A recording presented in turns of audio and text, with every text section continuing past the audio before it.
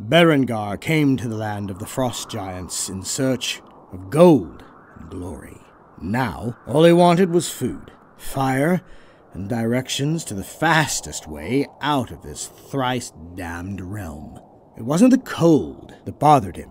Berengar had swum the Corum Strait in the dead of winter to escape the legions of the Skeld, earning him the name Iceheart among the clans.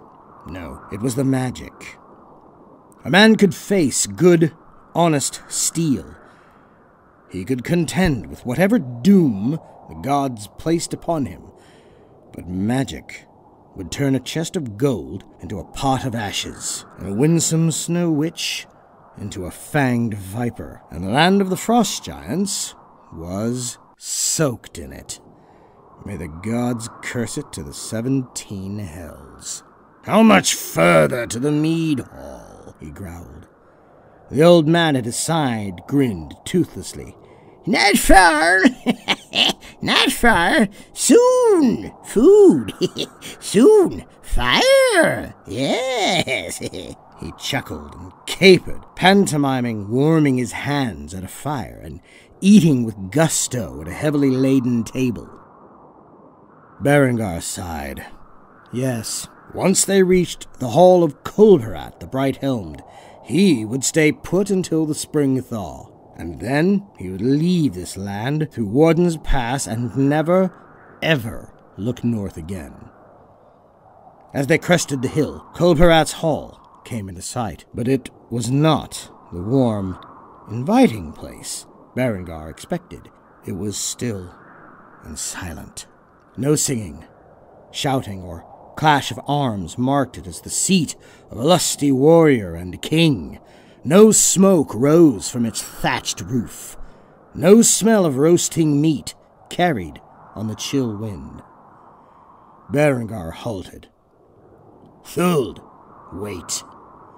But the old man scampered heedlessly forward, hooting and laughing. The door at the near end of the hall hung open on broken hinges, and Thuld disappeared into the darkness within. Berengar remained still. Neither shouts of welcome nor screams of terror came from the hall.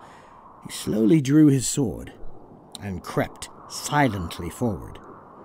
When Berengar entered the hall, he found it dark and cold.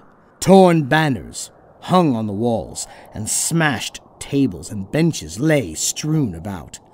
Into its fire pit was heaped the treasures of Kolberat.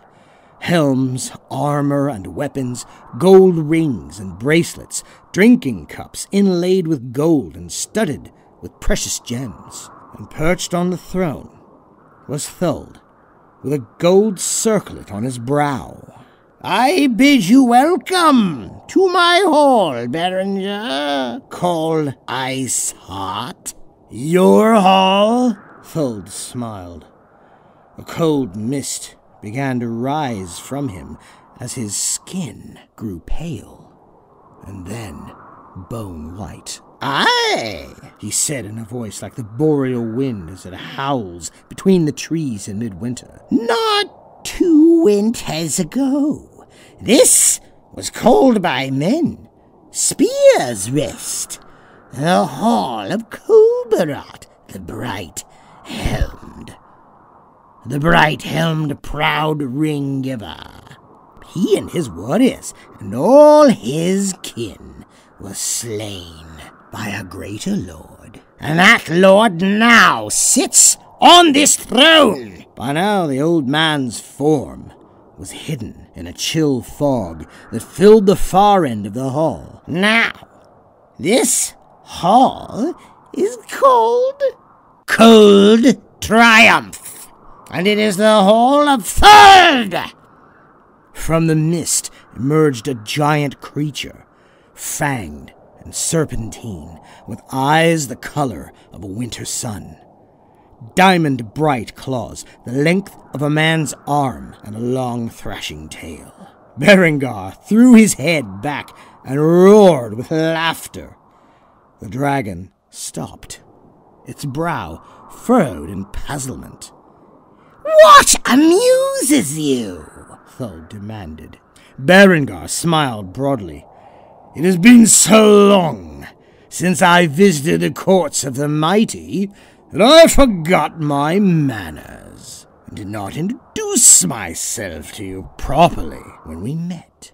I am Berengar Iceheart, whose father is Osnal Eight-Fingered Slayer of the Dragon Mord, and whose mother is Gerd, the Bowstrong Slayer of the Dragon Azur. The armor beneath these furs, made from the scales of Ulrich the Fiery, and my sword is called Worm Piercer. With practiced grace, he dropped into a fighting crouch. And you, Thuld, led me to your lair, and your treasure. Maybe you think yourself a fearsome monster, a devourer of heroes. But you are wrong, Thuld. I am the monster. Roaring the battle cry of his clan, he charged.